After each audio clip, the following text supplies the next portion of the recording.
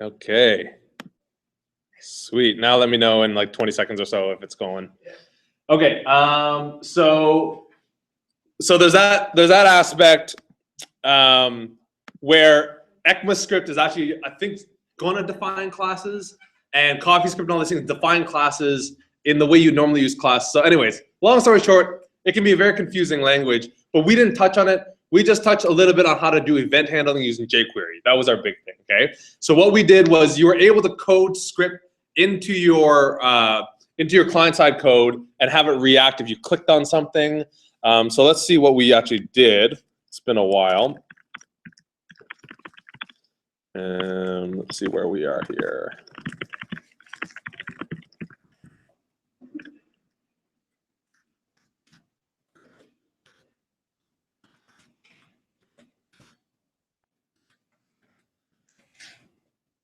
Okay, I think we got to click contact us for more information. Yeah, and that's what we had right there. Okay, so this was JavaScript based, right? So when you click contact us for more information, what we did was we had this code right here. So this is using the new preferred method of doing event binding, using the .on method. So document on click, and then you filter what is going to react. So if you click on a element that has a show contact form class on it, then it's going to run the show contact form method, which is right here. Okay, and then at the very end of the class, we got into what debugger meant. And that's basically in-browser debugging, which is really nice. It sets a breakpoint, allows you to step through code and analyze your code. Very, very handy keyword to use. But be very careful. If you ship with it, it can do really bad things because it can basically stop your code on your client's browser, which you don't obviously want, right? And by client, I mean like your customer's browser, right? Not client-side code. So this is what we did last week. So let's do one more example to illustrate this. So if we go to the home, we had this link here, contact us for more information with a class of show contact form.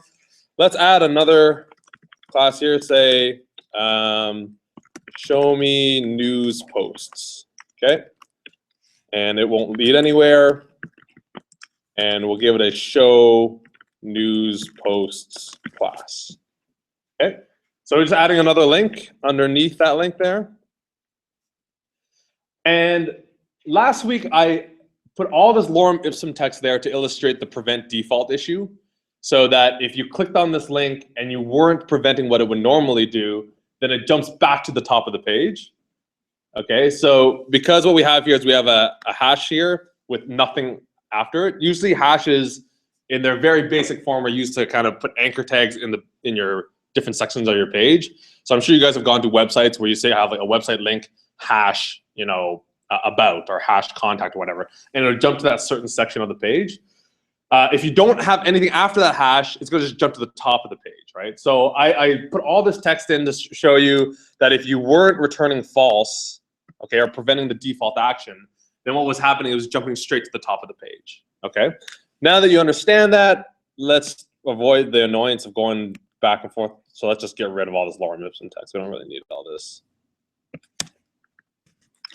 Okay, so we just have those two links there. Okay, so if I refresh the page, here we go. So contact us for more information. Again, the way that reacts right now is it just fills in a div with a certain amount of text, okay? So we have this div here that has nothing in it right now. Okay, we have that div that has nothing in it. So what we're doing is we're filling in that the HTML of that div, okay? So let's just do another a bit more fancy example. Okay, let's put another div and let's call it, let's give it a news posts class. Okay, and so I mean the way we have it right now is we're going to a news post page to get all our news posts.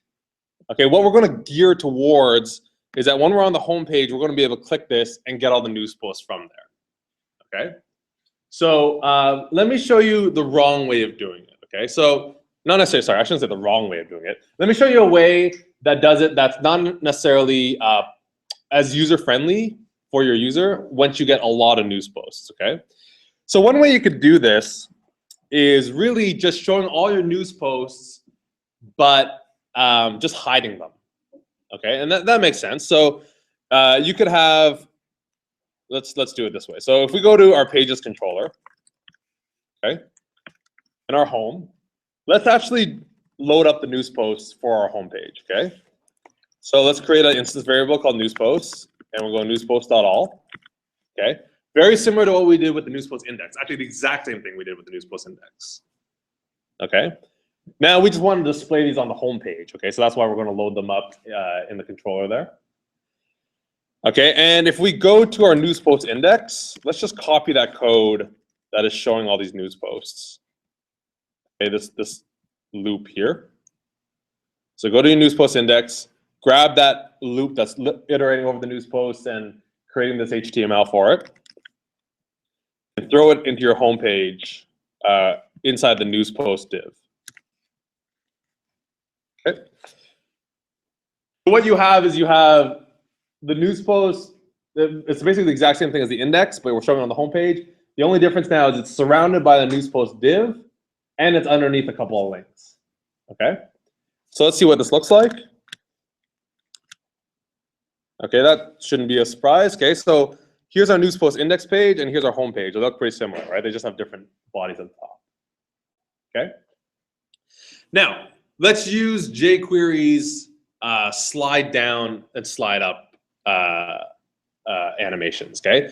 Slide up and slide down, I can't tell you how much I use these animations. They make your app look really cool. They make your app look really professional, okay? And they don't make it look stupid, okay? Like, there's a lot of animations that can make your app look really stupid, okay? There's I think it's animate.css. This is a great library, by the way. And this does CSS animations, and I mean, you don't really want stuff like that necessarily in your app, right? Maybe there's certain situations I'm sure that it makes sense. Okay, so we're here. All right, so I'm going to introduce you guys to a CSS property called display. Actually, you should know this already. We did it with display block, display inline block. If you want to hide an element, in other words, it's there but it's not rendered, you can set the display to none, okay? So you can do it in one of two places. Now, because this isn't a style that I necessarily want applied all the time to this, okay, I'm actually not going to put this in my CSS class. Okay, this is one of the rare situations I actually don't put this in my CSS class. Okay, so I'm just going to put it directly in line here. And we'll set this to display none. Okay, and for safety, we'll put the semicolon there. Typically, we will put this in a CSS class, but again, this is going to be behavioral change over style. So, okay, so now you don't see it. Okay, if you inspect the source code, it is there.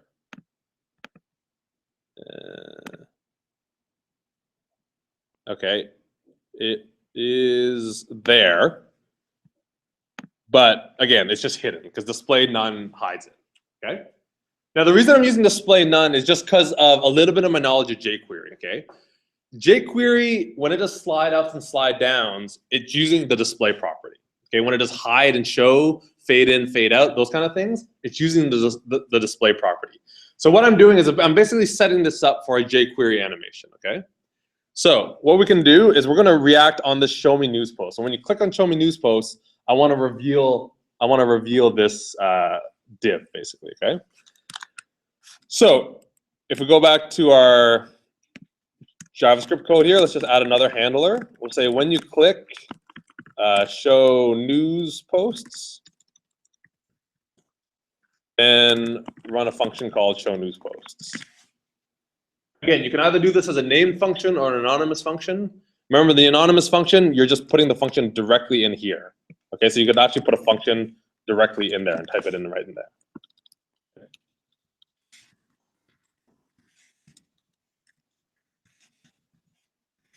All right, so let's actually define that function. Okay, and we'll return false because we know we're clicking on a link here, so we don't want it to jump anywhere. Right? Again, the other way of doing that is doing event.prevent default. And all we're going to do is we're going to select that div using a CSS selector. So news posts, and we're going to call it .show on it. And all that's going to do is change the display. Okay, it went from display none, it's going to become display block, I believe. Okay, so let's see what happens. So if I refresh the page, I hit show me news posts, then it shows. Okay, and in fact, if you look at the div, you'll see what jQuery actually did. It took away whatever style code I had on there, which had style display none. It said, oh, you had display none on this? I'm going to take that away from you now. Okay? And that's how it's showing it there. Now, again, if you want it to look a little bit cooler, you can use slide down. I'm not sure what that looks like. And it slides down like that. Okay? Very cool way to hide and show stuff. Okay? So that's just another example of using JavaScript. That's where we kind of left off last week. Now let's get into Ajax. Okay? That was like the quickest I've ever done JavaScript. Like that's really not enough, guys. If like go explore jQuery. But to be honest, this is how a lot of people get started in JavaScript. A lot of people get started in JavaScript just with event handlers and manipulating the DOM. Okay, so event handlers, and here we're manipulating the DOM, right? We're showing HTML elements, we're replacing HTML. That's what we're doing, right? And you can do a lot of stuff this way. Okay, again, my entire web career up to about a year ago, this is all I was doing, and just lots and lots and lots of this. Okay, you know, when you click on something, it would fill in, you know, HTML, you know, all that kind of stuff you could do here, and just a kind of the more sophisticated functionality, which is a more sophisticated version of this. So, for example, in-place editing. Okay, you guys know when you have like a label, you click on the label, and it like presents like a text box, and so you can actually like edit it. Okay, you can do that with just this, and all you end up doing is like when you click on the label, replace that div with an input field, and fill in that input field with the label text and stuff like that. Okay, you can actually do a lot with this. Now it gets a little bit complicated after a while. Eventually you have so much JavaScript, it becomes very hard to handle, but that doesn't mean you can't do it. Okay, so that's why you know, if this is your introduction to JavaScript, this is actually a good way to continue for the next, you know, couple months or even a couple years. Okay, you can do a lot researching jQuery and what it does. All right, so let's talk about Ajax. So what the problem with this is right here, okay, is that everything is still served back upon that initial request. Okay, remember, when you type in localhost 3000 and hit enter, you're making a web request to the server, and the server is rendering our page and returning that, right? And that page also contains CSS, and that page also contains JavaScript, right? That's what's happening in that web request. Now, by the time it comes here into the browser, this never touches the server again until you send another web request, right? So unless I hit an actual link, everything that's happening on this page, it's not talking to the server, right? So if I click on show me news posts, right, that hasn't done anything to the server, right? You could have been disconnected from the internet at that point and clicked on that because all this code is running in your browser at that point. It's all client-side code, right? So the big issue with that is that means that if I have like 100 or thousands of news posts, which, you know, theoretically blogs will have, right? That for this page to load, it has to be all loaded on that initial web request. All those news posts have to come back on that initial web request, right? So the problem with that is you get, you know, what if somebody didn't even want to see the news posts? What if they're just at here and all they want to do is contact you and they hit the contact link, right? Well, it's not a very useful contact link there, but you get my point that if they don't want to actually see the news posts, you're loading all these news posts for them, and that doesn't really make a lot of sense, right? Now, that may be a little bit stupid because you're thinking like, well, why would I put my news post on my homepage anyways? Why don't I just put it on another page, and that way they're not getting it? And that's true. That's a good way of solving that as well.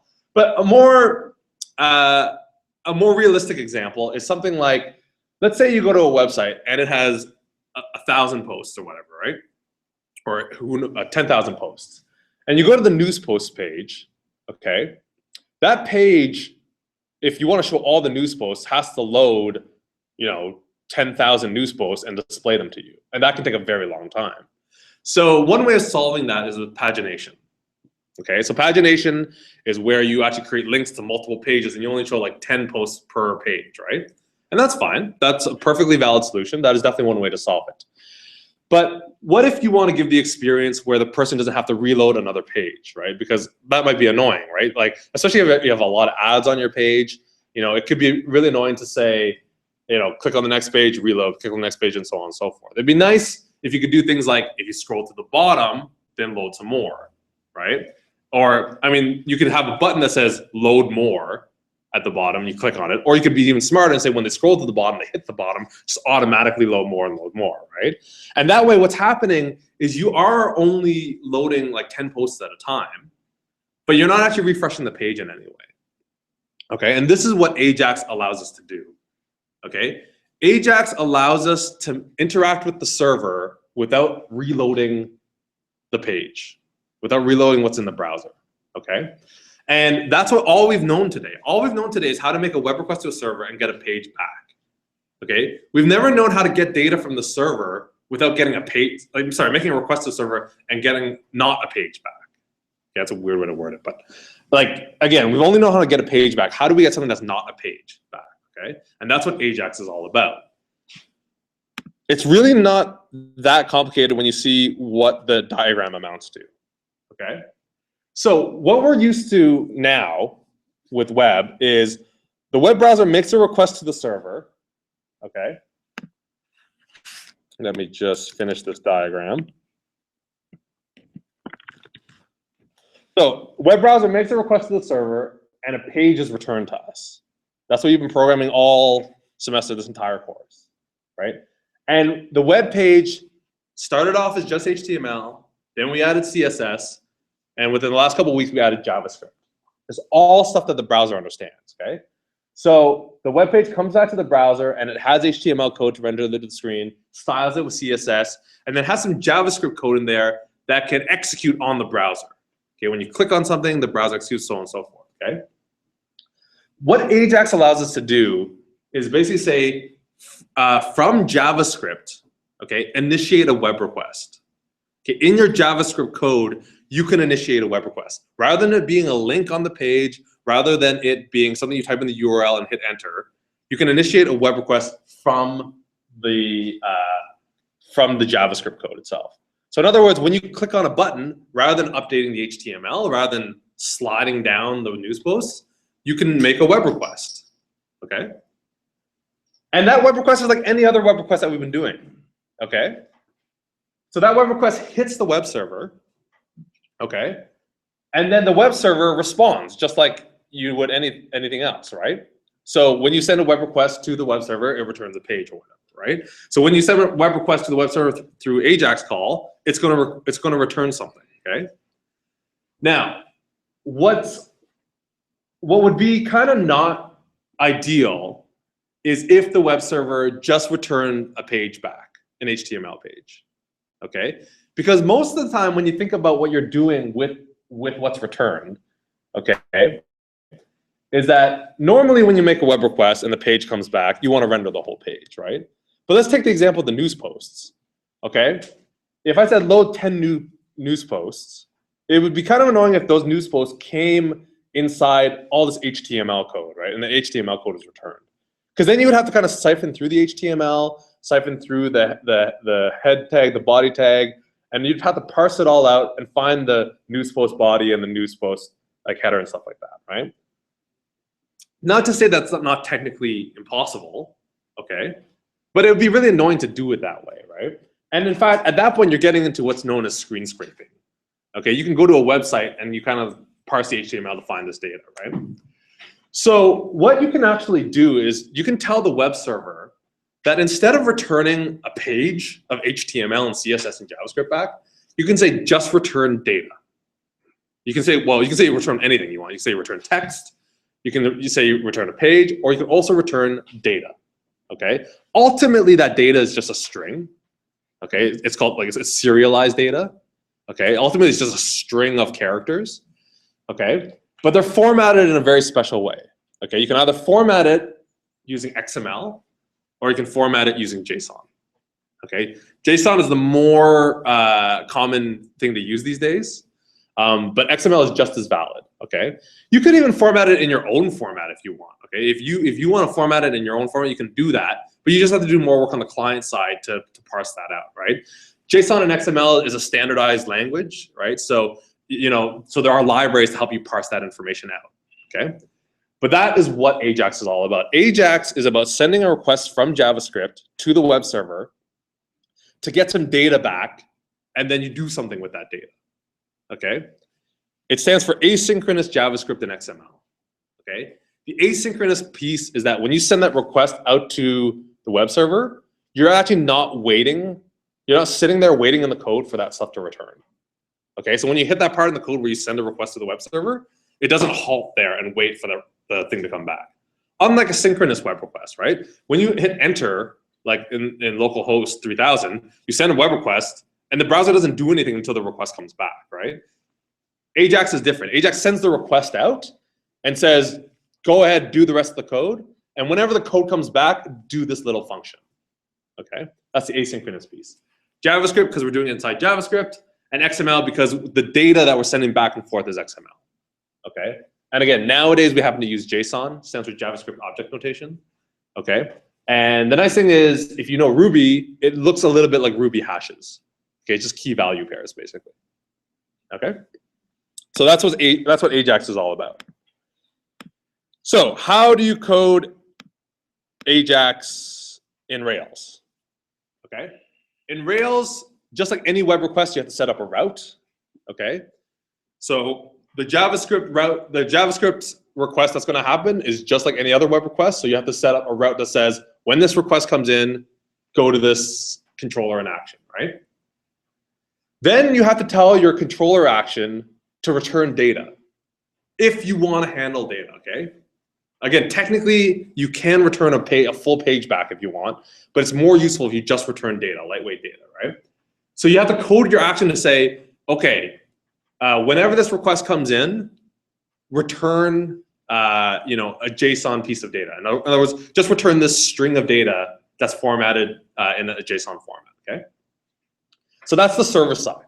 That's how you actually build a response to JSON. And in fact, that's actually how you build a web server API, okay?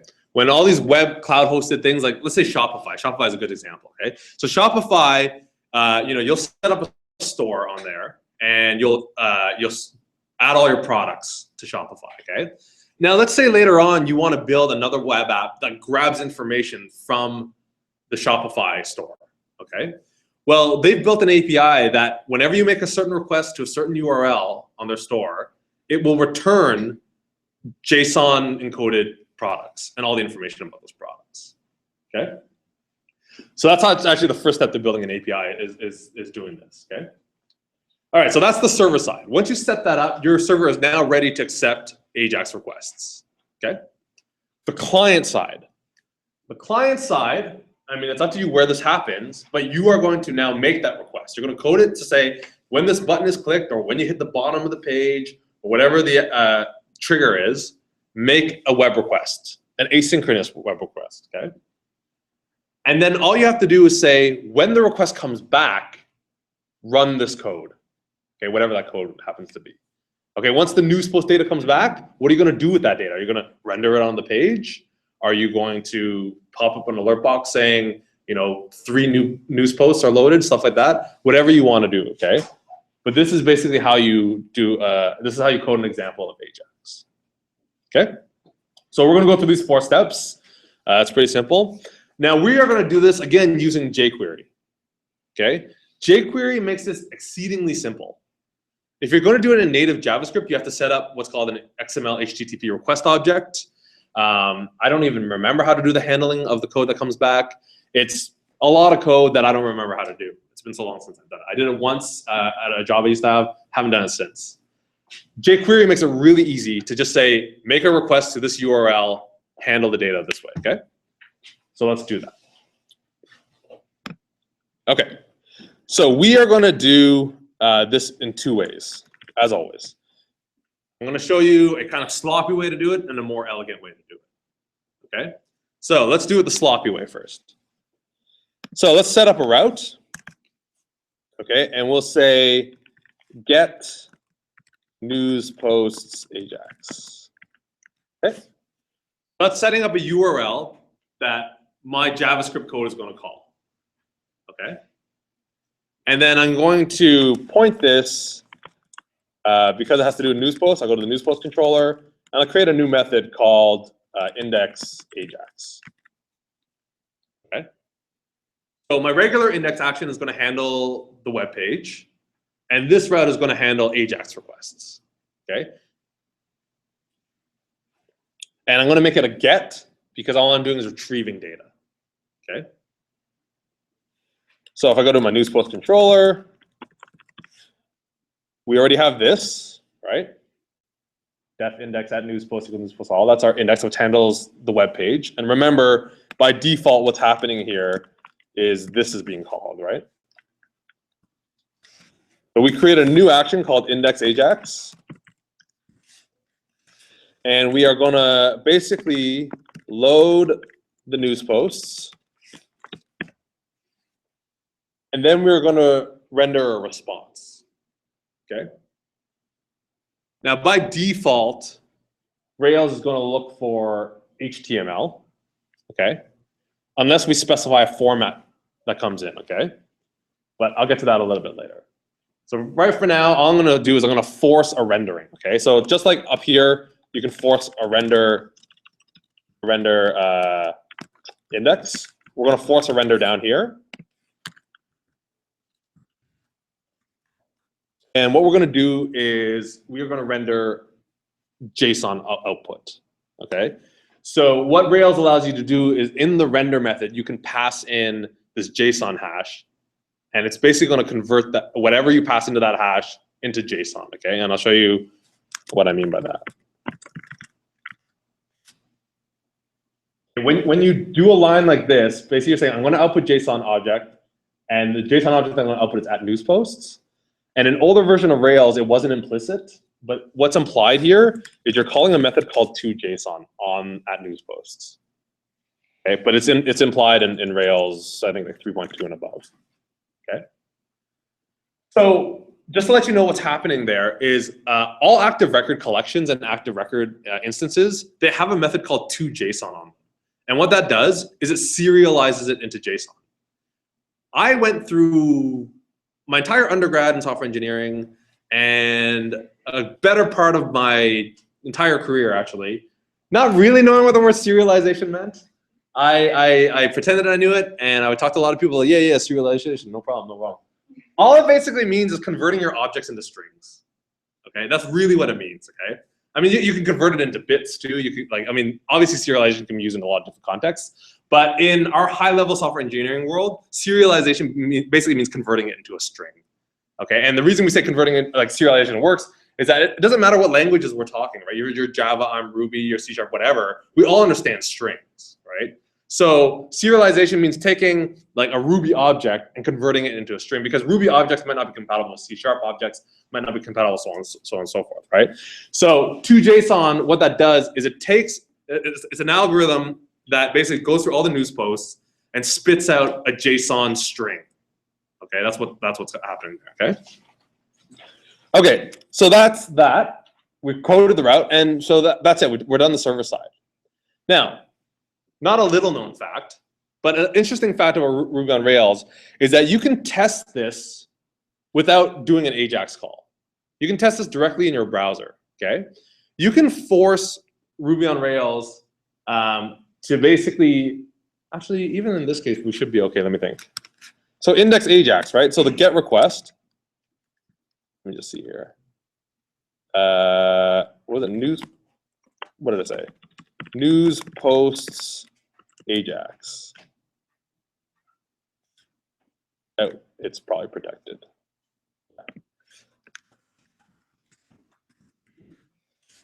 Okay, so yeah, again, the controversy of before actions, right? It's like, what the hell? What's going on? Because somebody put 50 billion before actions on my controller and the base controller. So it got redirected because we didn't permit index Ajax. So let me just do that again. And there we go. The JSON's output. Okay.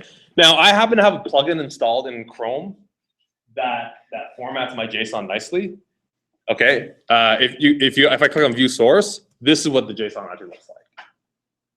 Okay, again, it's just one long string of characters. Okay, but if you break it down, it looks like an array.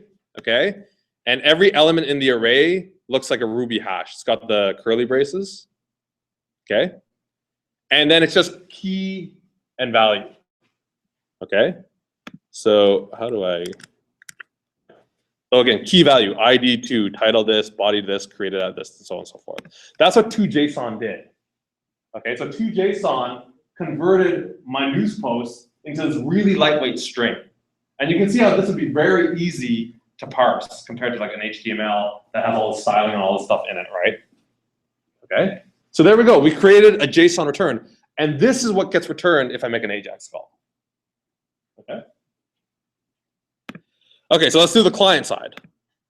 So the server is ready to receive these web requests. Okay, so on the client side, we'll go to pages.js. Okay, when we click on show news posts, okay, what we're going to do, first of all, we're going to do is we're going to undo the bad way that we did this. Okay, so in the pages controller, get rid of your @newspost equals newspost.all, and on your home page, get rid of that loop. But keep the news posts div, because we're going to put the stuff into there. Okay. All right, so when you click on news posts, this is what we're going to do. Okay, now that we've removed that from the client side code, when we're on that page, the news posts don't exist there right now, right? So it makes that page load faster. Okay, but when someone clicks on show news posts, we better get those news posts and display them. Okay, because right now if we just slid down, there'd be nothing in there. Okay, so we need to grab them. Okay, so when somebody clicks on show news posts, we're going to make the Ajax call. Okay, so what we're doing, okay, is we're doing this piece here. We've already got our home page back. We're doing this asynchronous web request for data. All right, so how does that look? There's a method on the jQuery object called Ajax. Okay. And it only takes in one argument, okay? That one argument is a JavaScript object, okay? And the way you write JavaScript objects is using JavaScript object notation, okay?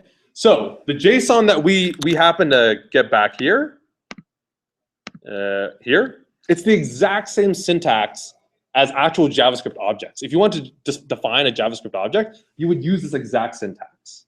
Okay, so the syntax that we're using to transport data back and forth is also the syntax that JavaScript uses to create objects. Okay, so it's a nice little convenience there. So we're going to use that. So to define an object, you do curly braces.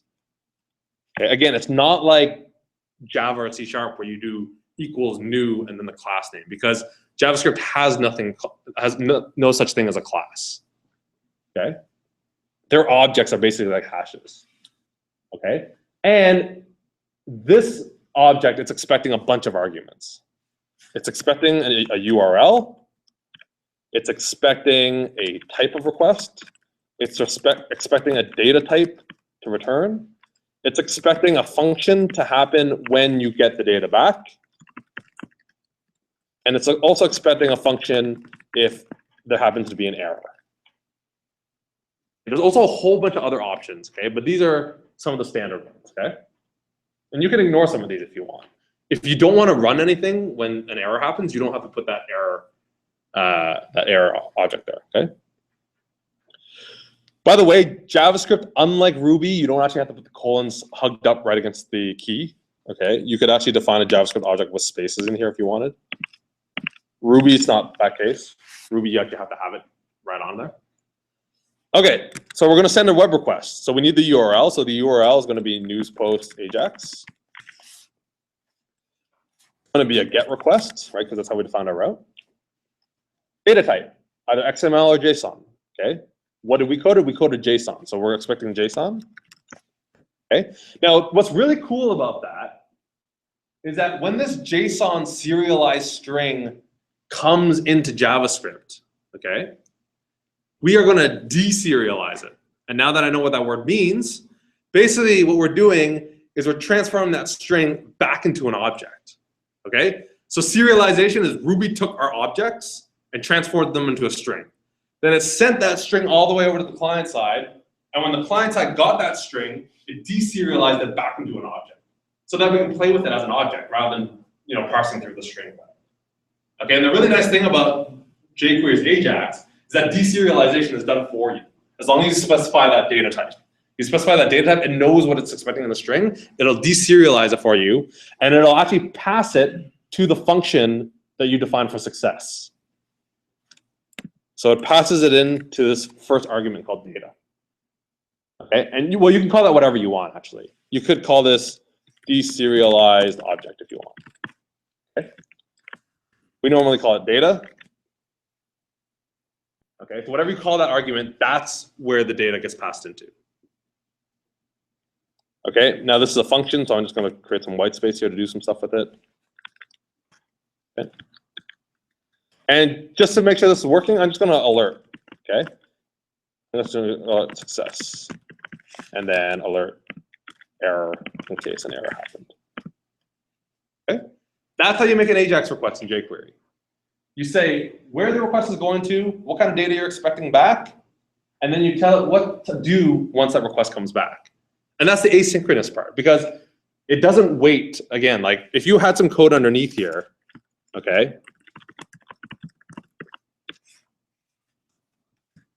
All right. If that request took a really long time, this code underneath the Ajax call would happen before the return happened. Okay. All right. So let's see if this actually works. Okay. So here we are. Show me news posts. Success. Okay. So seemingly a web request happened, stuff came back, and then we ran the success method. Okay. If you want to actually see that in action, okay, right click, inspect your element, okay, and go to the network tab. Okay, the network tab shows you all your requests and your responses. Okay, so if I hit show me news posts, okay, you'll see a request actually happened. Okay, it was to news post Ajax, it was a get, okay, and if I click on it, I can even see the response that came back. Okay, so there's that serialized string. Okay, so this is how you can debug a lot of Ajax stuff. Okay, you can look at the request, make sure the request is coming back properly, make sure it's going to the proper URL, and so on and so forth. Okay, now let's actually do something with that. Okay, so I'm going to put a debugger in here just so I can inspect the data that comes back, so I can see what I'm dealing with. Okay, so let's refresh again and do this all again. Show me news posts. Success came back. Now I'm stuck in this breakpoint here, right here. So what does data look like? If I go to the console and just type data, it's an array of 3 objects. Okay, so if I go data 1, there's something. Okay, there are the 3 objects. And you'll see each one of them has ID, a title, a body, and so on. And those represent the news posts. Okay, so what we're going to do is we're going to create HTML out of those and put them into our page. So here we go. We are going to use another jQuery function called each, which is a handy way to iterate over an array. Okay, so if I do each data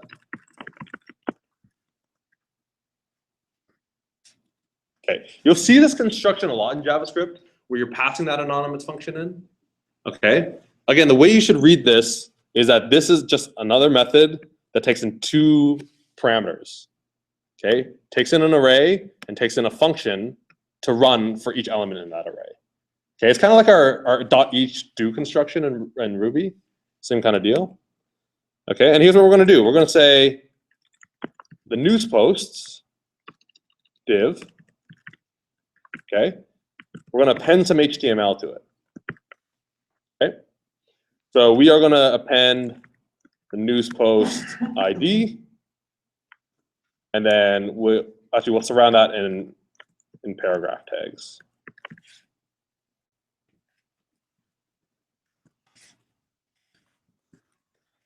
Okay, so what we're doing is for each news post, we're adding this paragraph tag and news post ID close paragraph tag. Okay. So let's see what that looks like. Okay, not a success. It did run it 3 times, but my news post ID is undefined. So let's see what's going on there. We can get rid of this alert as well. We don't need that anymore. Okay, so data news post. Oh, no, this is still JavaScript. That's okay. Let's see what the news post actually looks like once we're in that loop. Okay, once we're in the loop,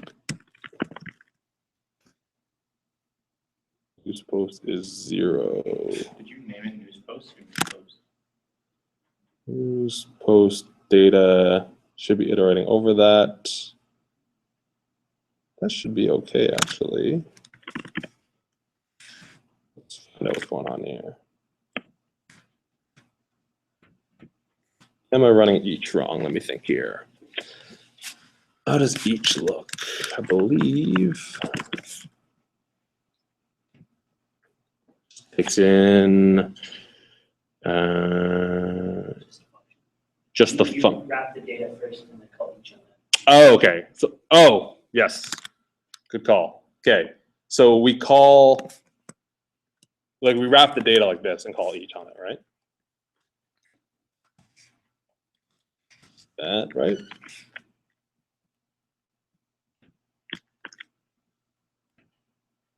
No. What am I wrapping here? Let me see here. Sorry about this, guys. Let's see.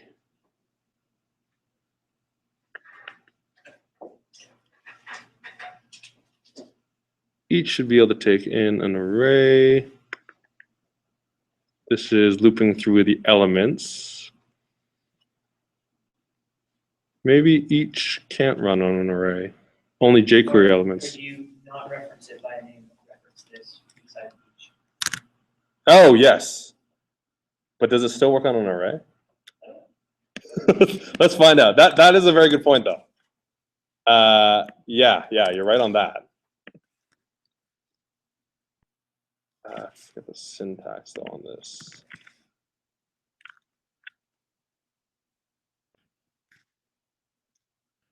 There we go. Perfect. Thank you. All right. So basically, what it is you can run each on an array, and it takes in a function, and inside that function, that's actually bound to your element itself. So this actually references the element for each one of those. Good catch, good catch. Okay, cool. So that's how that happens. And then you could see how we could build this out. That's the ID. We could build out the title. We could build out the body and the description and fill out all that HTML. Okay, so you could have some complex HTML here that you're appending each time to the news post. Okay, you could have H2s here, you know, and you know the title for each one of them. Okay. Right, and then you could build the body and so on and so forth. Okay. Okay, so that is a demonstration of Ajax. Again, the big thing about Ajax is getting information from the server without needing to reload your page. Okay, that's the biggest thing about Ajax, and you can do a lot of fancy stuff with that. Again, the biggest example that's used all over the place is that loading of a lot of data. Okay, so it's like, again, loading lots of news posts and so on and so forth, just loading them 10 at a time and so on and so forth. Okay. Okay, so that was the messy way of doing it. I'm just going to show you a slightly cleaner way of doing this. Okay. Conceptually, if you think about it, when we go to the news post index, okay, we are getting the HTML version of our list of news posts. Okay. So it would be nice if, you know, conceptually, again, it's a list of news posts, but its format happens to be HTML, right? When we look at their JSON, this is just a list of news posts that happens to be in the JSON format, right? So it'd be nice if we could kind of reuse some of that code and conceptually present that to the user in the same way, so that if they go to /newsposts but want the HTML version, they can do that. If they go to /newsposts and they want the JSON version of that, they can do that as well, right? And that is typically how this is done, actually. You can actually split up your controller's responses and say, if they're expecting HTML, do this. If they're expecting JSON, do this instead, within the same controller action. Okay? So how do we do that? So if we go to routes, we can get rid of this route, the one that we just created. Okay? And the route that we want to post to Ajax-wise is already defined for us in resources news posts. It's get/news posts, right? So then if we go to our controller, we basically want to combine these two. Okay, we want to, if it's HTML, I mean, this is our algorithm. If it's HTML, render index. Okay. If they want JSON, then render JSON at news posts. That's what our algorithm is. Okay. So there is a nice way to do this. There's a nice standard way to do this in Rails. Okay, and that's called respond to. Okay. Respond to helps you manage your formats. It takes in a block that takes in one argument. And you basically do this kind of code.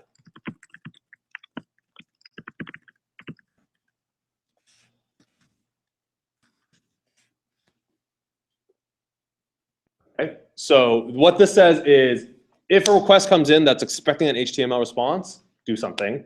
If a request comes in that's expecting a JSON response, do something.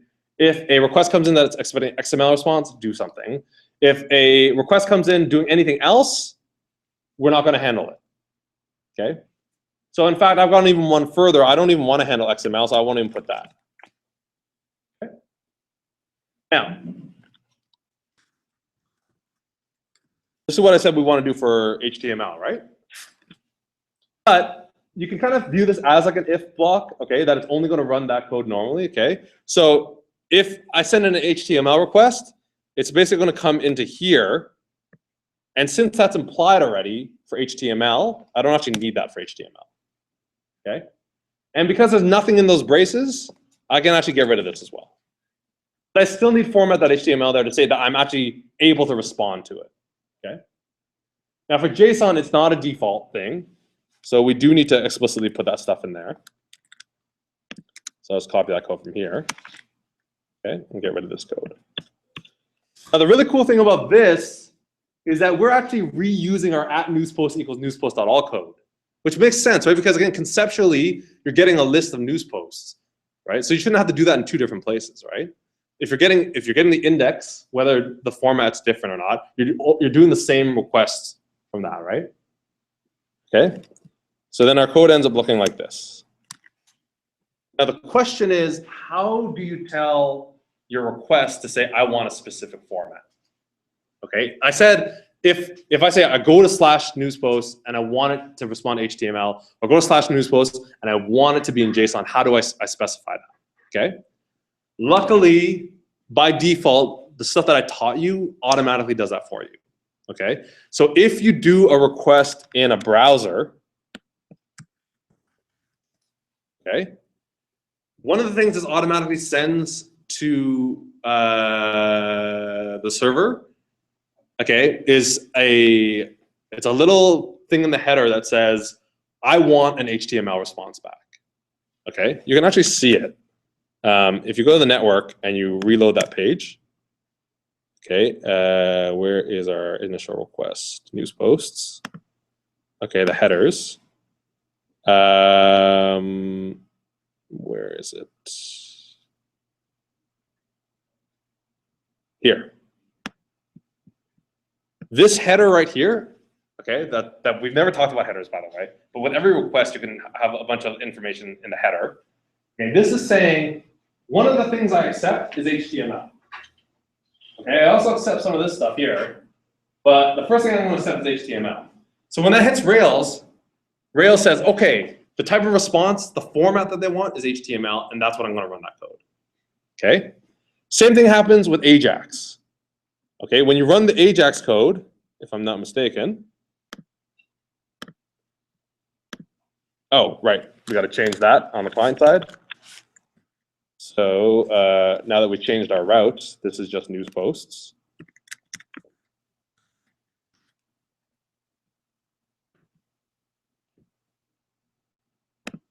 Okay.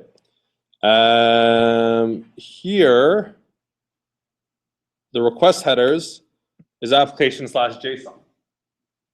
So Rails reads that and says they're looking for JSON. I'm not gonna lie, that was a bit of a few moment because that's the first time I ever taught that. Okay? So that's how that Rails actually does that. Now, you can override that if you want, okay? If I'm in a browser and I wanna override my format, you can do that, okay? So if I go to news posts, I can actually pass in the format as a param, okay? Just by doing $format equals JSON. Or even shorter, Rails routes actually allows you to just do .json. Okay? So you can test out your JSON responses before you go code the JavaScript or go code your iOS app or your Android app or whatever. Okay? All right. So that's it for Ajax. Any questions on Ajax? This is how a lot of iOS and Android apps work. Okay? You code a web server, and then your iOS app and your Android app just talk to your web server using the JSON APIs. Okay? There's a whole whack of reading about APIs and how to build them robustly, and how a lot of people recommend that you actually build separate controllers for your APIs. Okay, you actually separate out everything I just said. You can consolidate them. Okay, for APIs, the idea is that your regular controllers are for your own app. Okay, for your own JavaScript, for your own HTML, but APIs for external apps. So APIs you would build a separate controller for, and the reason you do that is so you can version your API as well. I'm sure if anybody has integrated with APIs, you'll know it's API/v1/whatever. And the idea is you never change that controller, because if there's apps that depend on that and you switch it, right, you're gonna blow up a whole whack of apps, right? So it's kind of a bad way to do it. So that's your gateway to creating really cool iOS apps and Android apps. To be honest, out of the box, iOS and Android don't play that nicely with Rails, mainly because of the authenticity token is a security issue. But again, the concepts are there. Okay, so any questions on that? Cool. Okay, so that is it for tutorials. Do you guys have any specific questions about anything or what you should learn? And if not, I'll just give you a list of stuff you guys should learn. No? Okay. Well, let's ask Tucker and Kat first. What have you guys done since the last tutorials class? Yeah. Let's start with Tucker. I'm sorry. First of all, I'm going to stop the broadcast. Thanks everybody for watching.